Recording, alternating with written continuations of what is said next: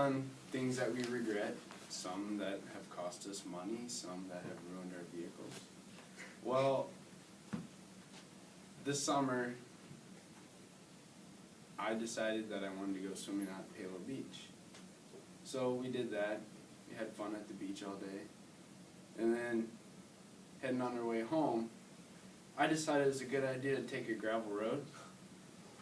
And I didn't know that they just laid fresh gravel on there, because on one side of the hill it wasn't, and on the other side it was all loose. Well, I saw these deer crossing the road at the top of the hill, so I gunned it, going up the hill trying to hit one.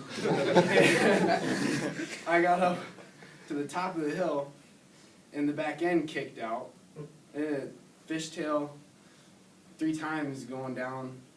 I think my friend told me when he looked at the speedometer that it said like 70.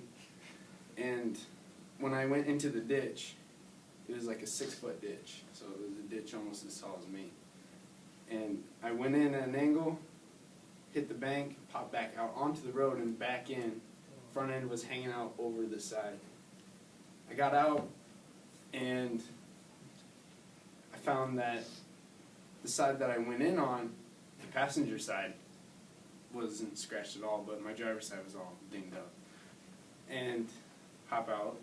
My luck with tires, one got busted off the rim, so my truck's sitting in the ditch like that, the front end hanging up. And I was too mad to even think about what to do next, so I called my friend because he drove out separately. I called him, I was like, "Alright Mike, how far are you?" He's like, "Oh, I'm just by the power plant." I was like, "Come around, I'm in a ditch." He's like, "Oh, great." Came back and got my truck jacked up.